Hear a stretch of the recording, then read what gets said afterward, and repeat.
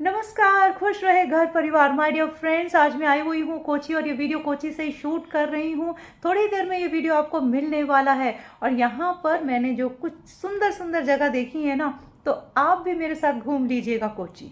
आज सुबह मेरी एक फ्रेंड का फ़ोन आया और उसने मुझसे पूछा कि वहाँ के लोग कैसे हैं। तो इससे मुझे एक बहुत ही अच्छी कहानी याद आई जो मेरे से रहा नहीं गया। मैंने कहा आज का वीडियो तो मैं उसमें ही ज़रूर बनाऊँगी। फ्रेंड्स, हुआ ये कि एक संत महाराज थे, वो अपने आश्रम में अपने शिष्यों के साथ रहा करते थे।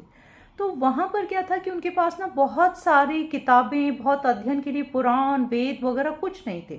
बस वो अपने शिष्यों को कहते थे कि एक दूसरे को देखो और ऑब्जर्व करो और सीखो, यानी देखो और सीखो वाला उनका सिद्धांत था। अब शिष्य रह रहे थे आश्रम में, लेकिन वो सोचते थे कि यहाँ पर तो कुछ ऐसी पढ़ाई होती नहीं, कुछ अध्ययन नहीं होता। हमारे साथ के जो दूसरे साथी हैं, जो दूसरे आश्रम में रहा करते हैं, उनको तो बहुत पढ़ाई कराई जा रही है। एक दिन सुबह सुबह की बात है, संत महाराज अपने उद्यान में घूम रहे थे और उनके साथ 4 शिष्य थे। उसी समय वहाँ पर एक आदमी आया और उसने संत जी को प्रणाम किया और बोला, महाराज मैं यहाँ पर दूर राज्य से आया हूँ। तो उन्होंने कहा अच्छा, और कहा कैसे आना हुआ?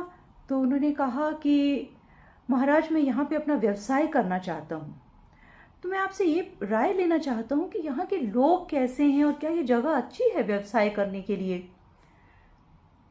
तो संत ने उस व्यक्ति को ध्यान से देखा और पूछा कि आप जहाँ से आए हैं वहाँ के लोग कैसे हैं?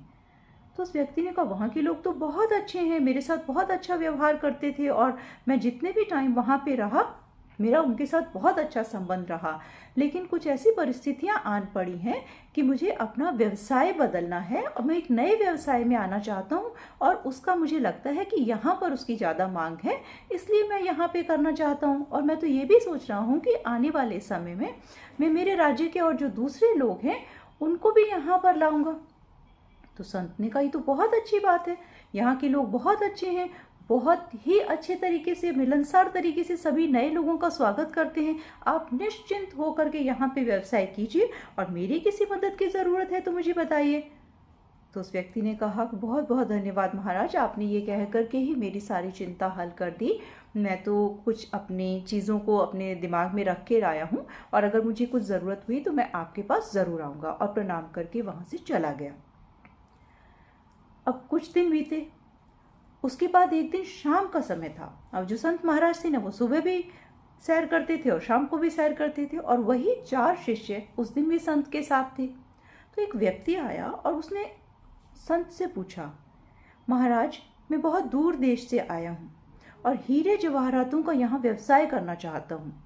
तो मैंने सोचा कि आपका काफ़ी मैंने नाम सुना था, यहाँ पे आपका बहुत बड़ा आश्रम है, तो मैं आपसे ये राय लेना चाहता हूँ कि यहाँ के लोग कैसे हैं, क्योंकि मैं हीरों का, इतनी महंगी चीज़ का व्यवसाय कर रहा हूँ, तो यहाँ के लोगों की प्रवृत्ति क्या है? तो संत महाराज ने कहा जहाँ से आप आए हैं वहाँ के लोग कैसे हैं?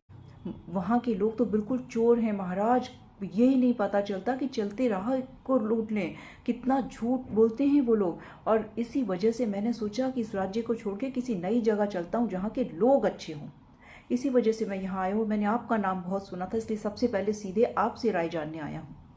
संत ने कहा देखो ऐसा है, तुम बहुत गलत जगह आ गए हो, यहाँ के लोग तो उससे भी ज़्यादा ख़राब हैं जहाँ से तुम आए हो, और बहुत आए दिन यहाँ पर राहजनी होती रहती है, लूटपाट होती रहती है। तुम तुरंत यहाँ से चले जाओ और किसी और जगह जा कर के वहाँ व्यापार करो। तो वो व्यक्ति वहाँ से चला गया। अब वही 4 शिष्य जिन्होंने 15 दिन पहले संत को कुछ और कहते सुना, 15 दिन बाद उसी जगह के बारे में संत को कुछ और कहते सुना। अब उनसे जब रहा नहीं गया तो एक शिष्य ने पूछ ही लिया कि महाराज एक ही जगह के बारे में, एक ही जगह के लोगों के बारे में आपकी 2 अलग अलग राय हैं, तो हम क्या मतलब समझें इसका?